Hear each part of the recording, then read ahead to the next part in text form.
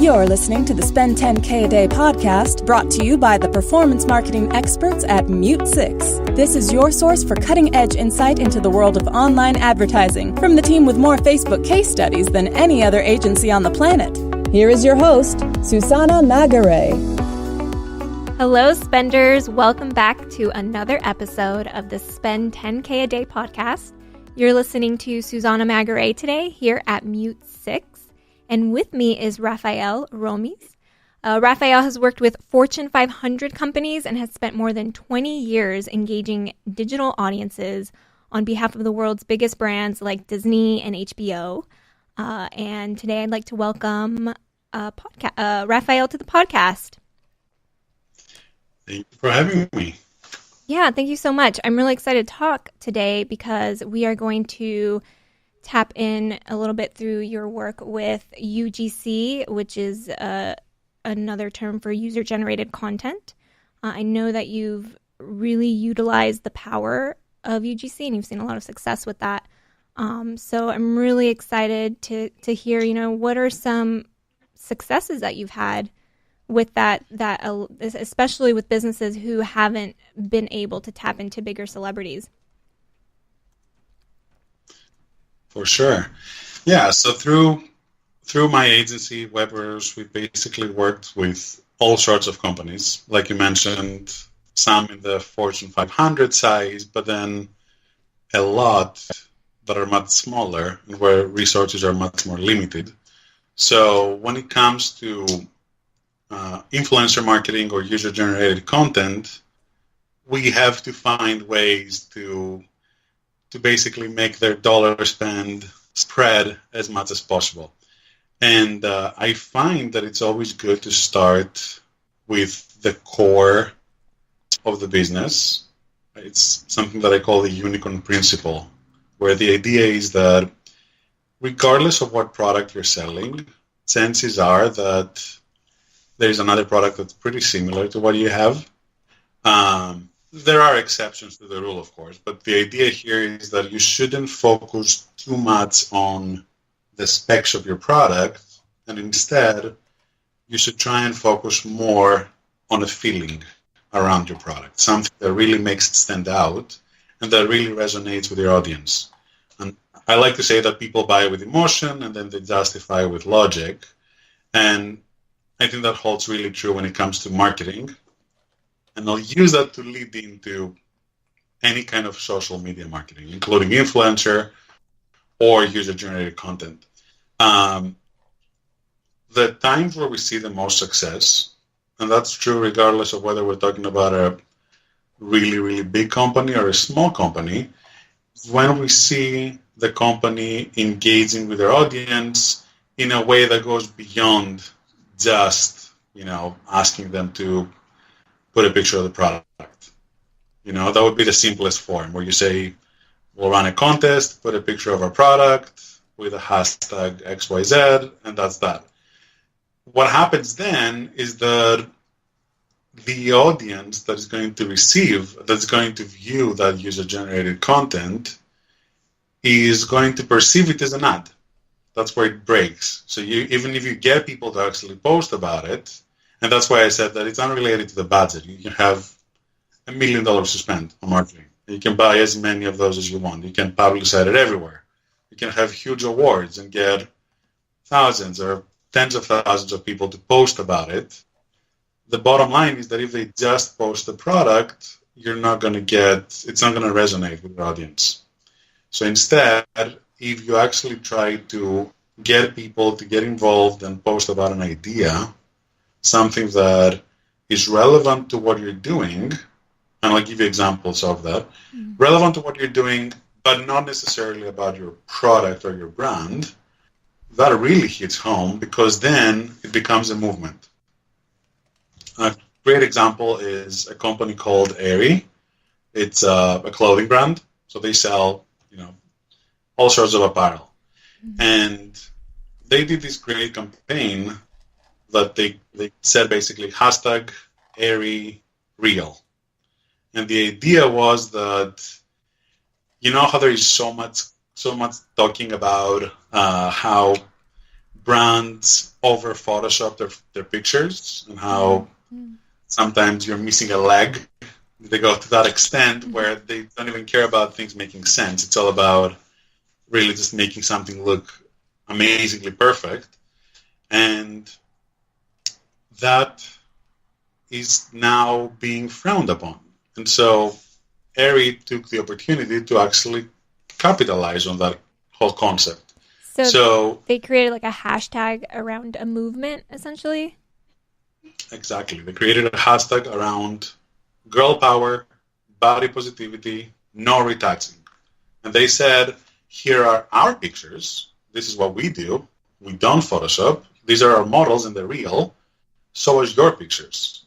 So nothing to do about our products, nothing to do with even you wearing our products. Wear whatever you want. Just post the picture and don't retouch it.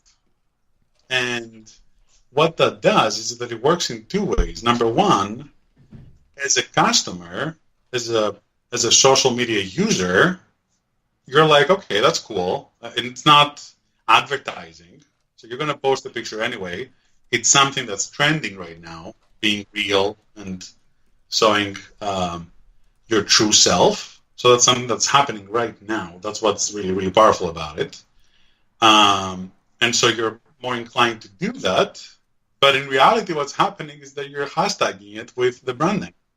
So Aerie is capitalizing from your posts, and you feel very good about your posts. You feel very good about it. And in return, so that you feel even better about it, Aerie, I believe, donates $1 to, I believe, the National Eating Disorder Association, something like that. So there is the donation aspect to it as well. So the whole campaign, number one, and these are really important steps, find what your audience cares about. If you're selling clothes to women, then this is a very, very, very strong and trending topic. What happens with Photoshop. Companies are overdoing it. So it's a topic that your audience will care about. It's a topic that will resonate with them. So that's the most important thing. Don't just start a hashtag that sounds cool, but try to tap into something that your audience will care about, something that will make them feel a certain way. And then the second thing is try to make it more about that thing rather than the product. So don't even say, most people are going to do it anyway, right? But don't even say that the product needs to be there. Who cares? Just hashtag it with something. Then you own the hashtag. So then the hashtag becomes the brand. That's what I think is the most powerful idea that comes out of this, is that you see a brand here that started as any other brand, but then they saw this angle, and then they thought, okay, now I become the girl power brand. I become the body positivity brand. And now this is who they are. This is what they're all about. Everything about the brand is about feeling good about your body and not retouching. Totally. That's a great example of how user-generated content actually took over the whole brand. It became the brand. Well, and then they view that hashtag, and now they are a part of a community, and they see all that social proof, other people, a ton of other people being a part of this movement with them. So then that further validates, the product as well. Exactly. And it's always a cycle. So basically, I like to say that you first have to listen. So find out. It all starts from the core, the basics of every successful brand. Define your audience. So marketing 101. You're not marketing to everyone. Sometimes you think you do. I always find the funny example of a client that was selling floaties, and he said, well, everybody is my market. Everybody can use a floatie. But no, they're not, because not everybody has a pool. Not everybody lives in an area where they'll ever go in the swimming pool, So you can definitely zone in, and you can actually get very, very specific and granular about who your audience is.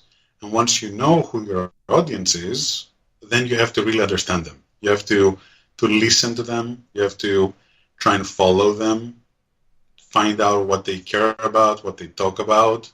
It's almost never about the product, but rather about something bigger than the product. It could be a problem that the product is there to solve, or it could be, I would say that it's almost always a problem that you're solving, but it can be manifested in many different ways.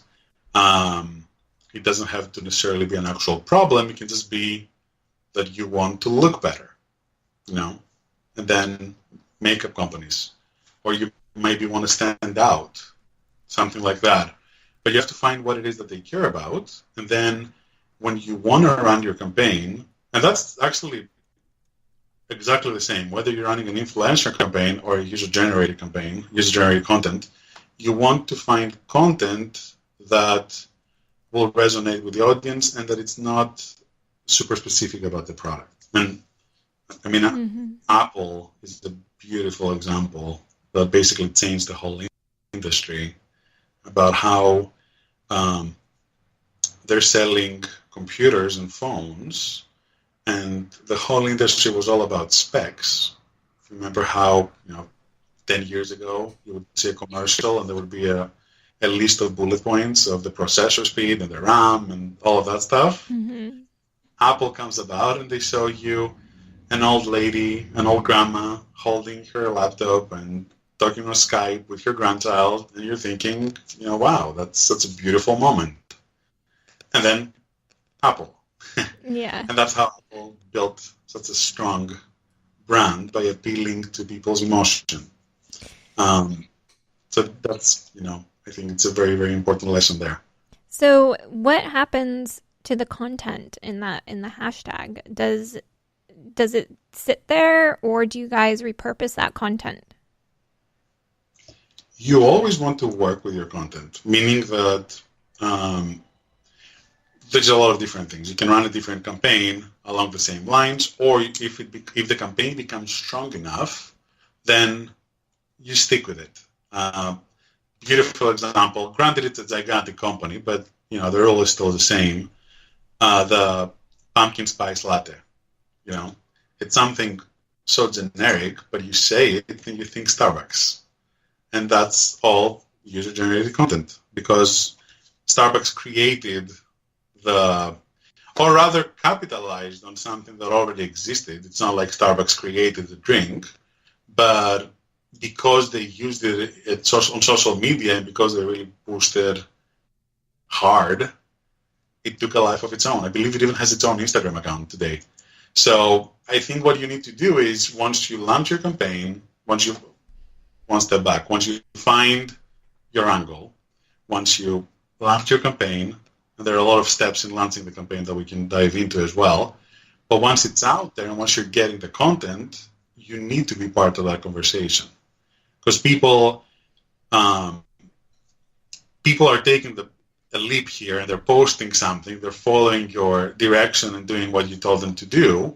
So now if you also engage with them in a very friendly manner, just, even just complimenting them on a picture that they posted or saying something funny, then they become much more engaged with the brand to the point where we have a lot of cases where they feel like they're part of the brand and they feel like they want to promote it more. And that's something really special. We actually had a startup that we worked with. They started about 5 years ago. The name is Melt Cosmetics. And it started by 2 makeup artists.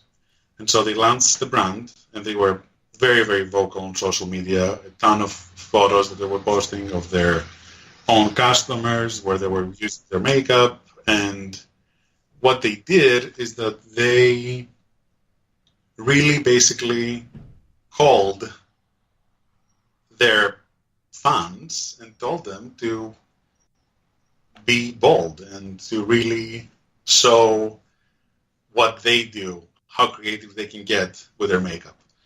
And it got so busy, they got so many people posting that originally when we were working on their website, we were showing pretty much every picture with the hashtags. And then we had to build a solution so that they can filter and segment the pictures because there was just so many coming in. So it almost turned into a contest. Post, and then some of you will be featured on the website. But it just goes to show that it's less about having the money to spend. Granted, if you have money, it's easier because you have a bigger reach. You can get more visibility, so it will happen faster. But the bottom line is still the same. If you don't do it right, then it doesn't matter if you spend a ton of money on it. It's just not going to work. But if you do it right, then it will work, and it will take a life of its own. Because the great thing about this is that if me personally, were to start something right now and post something on social media, then let's say that I have a circle of maybe 1,000 people. But then those 1,000 people are going to see it, and maybe some of them, let's say 10, just for the sake of an example here, might do something about it. They might share it, or they might post their own picture that is relevant to what I started. And then they might have 1,000 people lead. So now all of a sudden, I'm reaching 10,000 people, and so on and so forth. So the fact that I am starting from a small baseline does not mean that I don't have the capability to grow without necessarily investing a ton of money.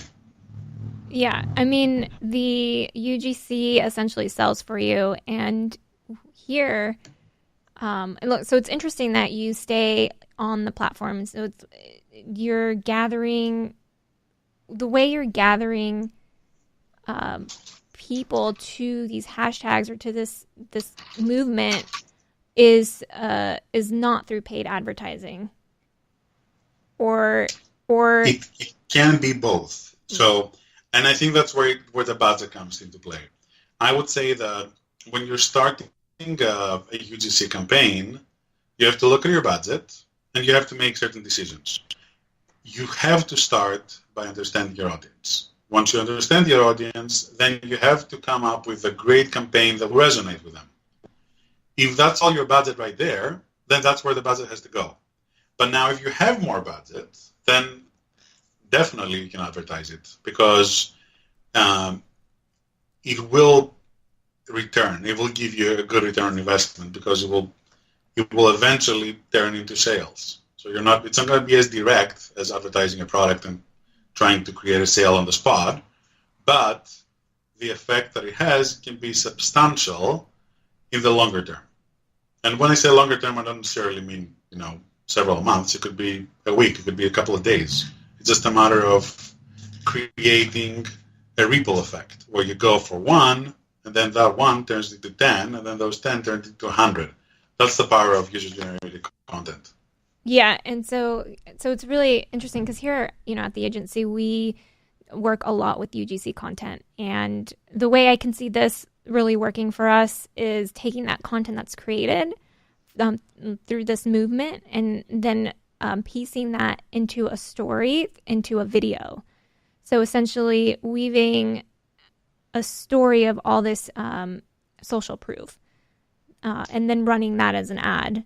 And so, yeah, I love that. Yeah, because people love to buy from people. That's another great rule of marketing. It's much better if I show you a video or through an ad or however I manage to show it to you that shows other people using my product than it would be to show you a video of the product. Because then you're not taking it from me. I'm clearly biased because it's my company, but you're taking it from other people. So I think that's a great way to do it, for sure. Yeah, we've seen a lot of success that works really well for us here at the agency. We're able to turn, like with UGC, we're able to turn around accounts that come to us who need help, who've been struggling, and they come to us to help them turn things around. And UGC is such a great content play for us in facilitating that. So this has been really great. Do you know what we can expect to see moving forward? Like, where is UGC headed? I actually think that UGC is the future of marketing. And we're seeing a little bit of that already. It's becoming very, very widespread. But if you look at what has been happening with marketing in general, we're seeing a trend towards emotion and towards, moving away from matter of fact and more towards I guess emotion is the best way to put it.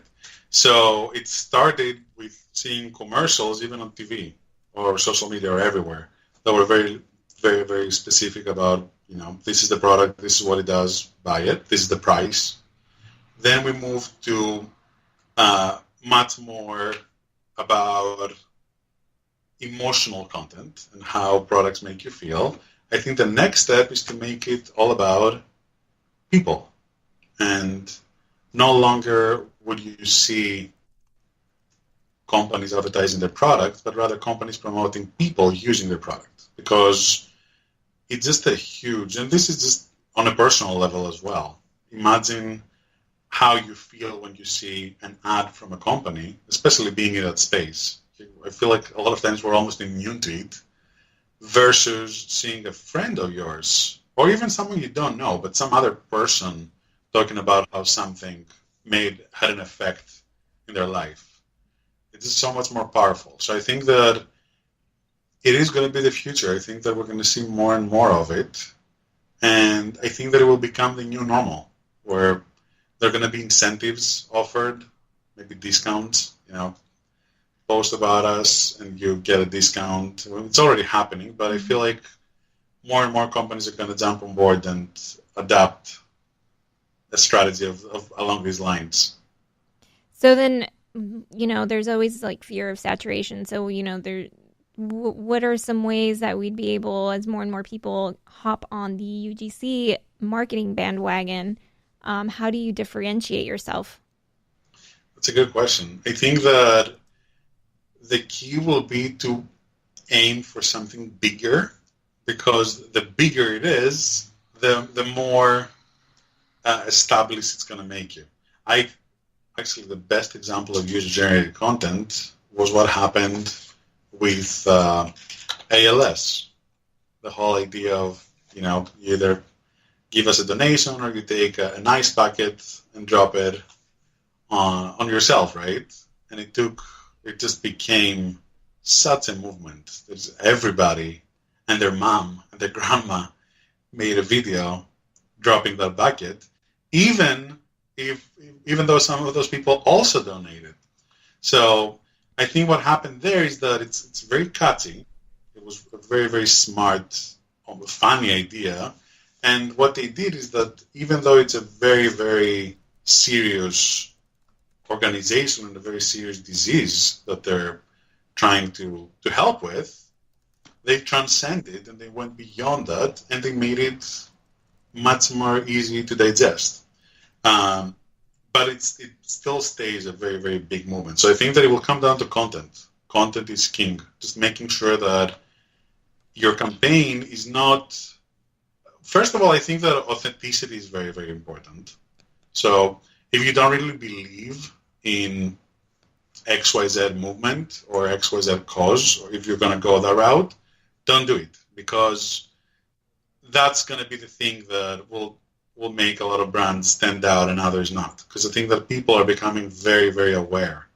They're seeing more and more stuff. And sometimes when you try to do something and it doesn't really seem like a good fit, it looks like you're trying to capitalize on something that's bigger than your brand, it can totally backfire. Are you familiar with the whole Pepsi fiasco with the Kardashian commercial? I'm not. What? Share. Yeah, so that's a good one. They did a commercial with Kendall Jenner. So they were able to get such an amazingly powerful celebrity to run the campaign. Mm-hmm. And what they did was they tried to recreate the moment with the lady that went in front of the police with the whole Black Lives Matter movement. Uh-huh. So what they did is they used a lot of different people of all sorts of ethnicities, and they had Kendall Jenner leading the pack as they were heading towards the policeman. And then once they get to the front, Kendall hands Pepsi to the police officers. So it was so fake, basically. And they missed the spot so much because they had a very privileged white girl leading what was hinting towards the Black Lives Matter. And people just hated it. They blew up. It took a life of its own in a negative way. There was so much user-generated content bashing how bad it was that they just took it down. Yeah. So it was so bad. There were so many hashtags. I don't remember the exact hashtags, but there were so many hashtags about how bad it was and how it felt like, they're almost making fun of such a serious movement. And I think that, obviously it's just a miss. It happens. But I think that it happened because it was a company with a ton of money that tried to capitalize on something that really has nothing to do with them. It's not a clothing company trying to use Photoshop manipulation. It's a drink trying to use like a racial movement. It's just really day and night. It has nothing to do with it. Yeah. So I think authenticity and being genuine as much as possible is huge. Yeah, that's great. I mean, it's almost, it seems like the movement, you may want to keep it relevant to your audience or sort of in the case of the water bucket, just a little something quirky. That's not so much a current event. Exactly. Yeah, there are many ways to do it, and it really all comes down to content. But I would say that the ice bucket, I think, is one of the most genius campaigns ever done. But at the same time, that's a risk. Because people could see it and be like, okay, what the hell is this? Totally. It worked, but I think that's much harder to decode, like how it worked and why it worked. But what's easier is something like what Ari did. Not that it's easy, but I can understand the logic and how and why it worked after having seen it work. And it really comes down to listening to your audience, seeing what they care about. You're selling clothes. You want to wear clothes because you want to look beautiful. So if they're body shaming you, then that's a topic that really hits home. It's very, very relevant. And it's right on the spectrum of what is related to the brand. So it makes perfect sense. Or, again, bigger company, but we have National Geographic. They did a hashtag, My Climate Action. And the idea there was they were asking people to share pictures about how they see the climate change affecting the world around them. So people are going to post their pictures anyway. Now you're giving them a chance, because you're such a powerhouse, right? National Geographic has so much visibility, so they obviously capitalized on that, but you're giving them an avenue to get more visibility on their photos. So that's another good approach there. Nothing about National Geographic, but they own hashtag My Climate Action. So now, indirectly, it is helping the brand even more. I think that's really what it comes down to. Finding something that's really, really important to your audience. And you can do that by seeing what they talk about, seeing what are the topics that spark more conversation, what are the topics that, they might talk about a lot of different things, but maybe if there's a certain topic and it has 5 comments and then there's another topic and it has 50 comments and a lot of back and forth, clearly the one with the 50 comments is something that is much more important to them. So that's what you want to find. You want to find topics that spark conversations, topics that people are very passionate about. And then, assuming that your brand is relevant to that, you want to capitalize on that. You want to start the whole campaign on that, rather than, okay, so what is my product? I sell candles, hashtag my favorite candle. It's going to be so much harder to make that work than it would be if there is something different about it. And the product is almost irrelevant, In this day and age, obviously you want to have a good product, but the whole idea is besides that, because there's a lot of great products out there, some of them we've never even heard of. The whole concept is that you need to find something that hits your audience hard, and they start paying attention. And user-generated content is the best way to do that. And the way to spark that is by appealing to a certain topic that makes them want to talk about it. Yeah, I think that's great. I mean, we're all about UGC here, and we understand the importance of UGC. And I think this conversation has been really, really great. I'm not sure if you have anything else to add. I'd love to hear any more input you have. But so far we've talked about creating a hashtag around a movement that can spark a conversation, in how to decide on the movement and the importance of authenticity. And then we talked a little bit about how here at the agency we repurpose that content, and then dove into some examples with these UGC movements that big brands are using. Is there anything else you'd like to add, Rafael? Yeah. And this is less on the actual campaign, more about the people running the campaign. Sometimes you'll find that there's a good concept, but it doesn't work because it's not, after you launch it, then there isn't enough follow-up. So I like to say that one of the most important things, you know the steps, right? We said, find what makes your brand stand out, find something that your audience is talking about, try to combine the two, try to address that hot topic through your campaign. But then you also need to have a team. You need to organize your team, and each person needs to have something very specific that they need to do as it relates to the campaign, because you have to create it, you have to run it, you have to engage in conversations, you have to track it, you have to see how it's doing. Because sometimes there are small tweaks you can make.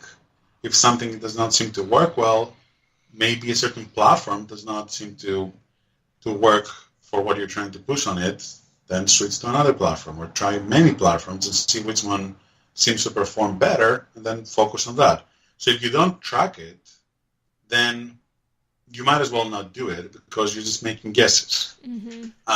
And I always say this, it might sound like something that one person can do, but it's not.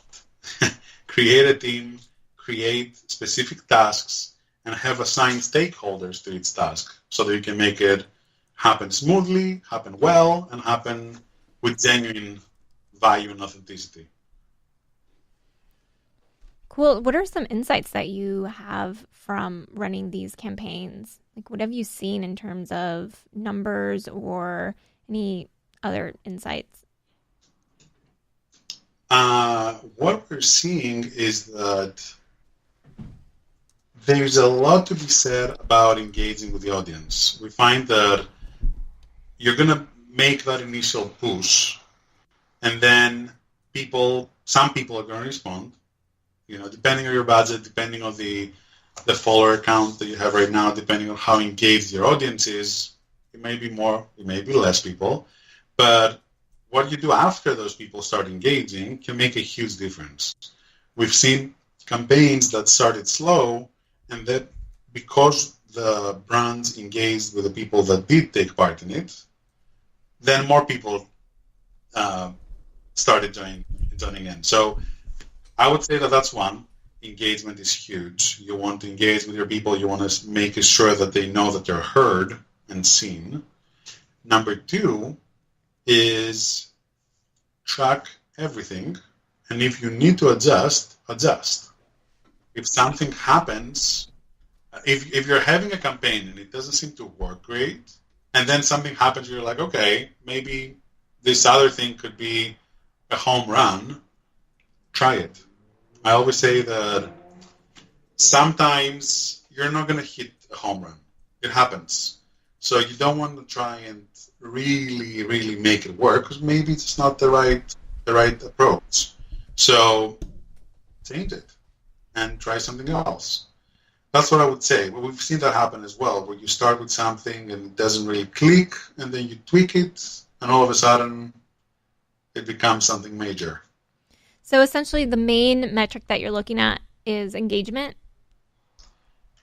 Engagement, and also the effect that they have on the bottom line. Like, you're going to see your follower count, you want to see how many people are coming to your website. It all comes down to engagement, but you want to track all kinds of engagement, whether it's in the form of a like or a comment or an action that they take, such as, following your account or visiting your website. Yeah. Great. And then the opposite too. I mean, keeping track of that negative feedback as well. Definitely. And it'll tells you so much. Great. So Rafael, where can people find you? They can find me on generateculture.com. There's also Webbers. Webbers is my agency. Generate Culture is a new venture through which I help beauty brands on a one-on-one basis to do all the things that we talked about. I basically help them find their unique value proposition. I help them understand their audience and see what they talk about. And then we use all of that to create a consistent brand through social media, website, and marketing.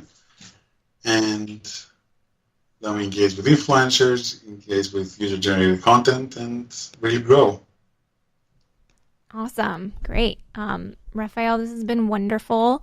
I really enjoyed, and I think a lot of our listeners are really going to enjoy this one as well. I think this is also really helpful for businesses who are trying to break through the ceiling. This is definitely a strategy that can help with that, utilizing UGC content and repurposing the content as well. So thank you. Yeah, I was just going to say that I find that it's one of those things that you can do regardless of your size versus advertising, where sometimes you need to have a certain budget, or otherwise you're not going to be able to advertise efficiently. But when it comes to user-generated content, you can actually spend some time and work it out. Absolutely. Well, thank you so much. All right, thanks for having me. I really enjoyed our talk too. Me too. And listeners, if you are enjoying this episode and you've enjoyed our past episodes as well, please subscribe to our podcast and leave us a review if you've enjoyed us. Thank you so much.